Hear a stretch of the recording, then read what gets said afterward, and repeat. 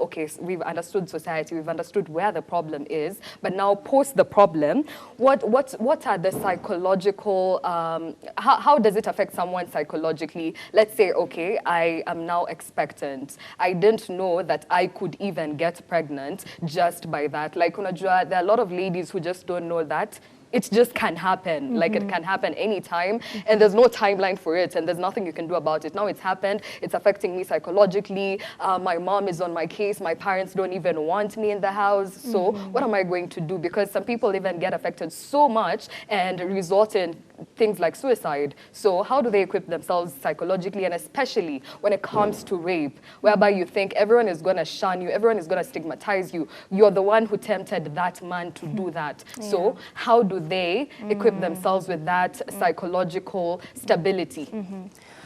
So I would say it happens to so many girls that you get pregnant without knowing, because you have no information, you don't know how to protect yourself. You're having sex, but you don't know you could get pregnant. Like, you don't even know the implication of what you're doing.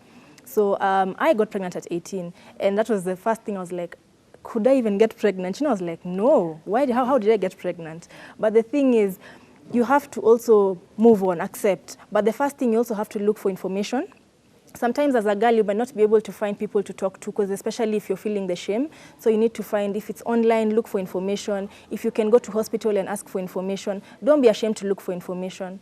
Sometimes the information will not come to you, but you need to go to the information. You need to look for it. No matter how young you are, no matter how distraught you are, you need to look for information. That's what helped me deal with my pregnancy and get the baby and whatever I did. So I think young girls need to also look for information. Not everyone can, even I and you can't go to the society and get every girl.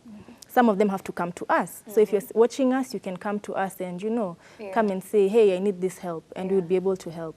So there's free counseling in some places, churches. There are places where you can go and get free counseling. So never say you're alone or you can't get help. Look for help wherever you can. Yeah, because psychologically sometimes, especially if you're young, you're not able to deal with it by yourself.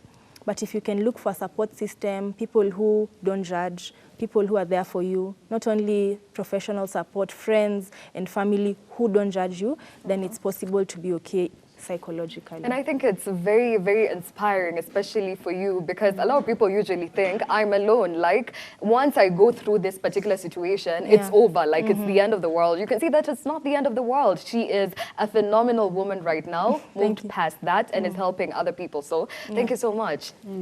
I don't know if I can speak deeply about the psychological aspect, but I would imagine even the thought of money and the financial aspect could be very stressful. And at least knowing that there are options, in fact, when you're pregnant, that you can get a Linda Mama card and have your prenatal, delivery and postnatal care be, you know, covered by the government, can be at least a bit of a release on the financial pressures of you know, having to go through a pregnancy.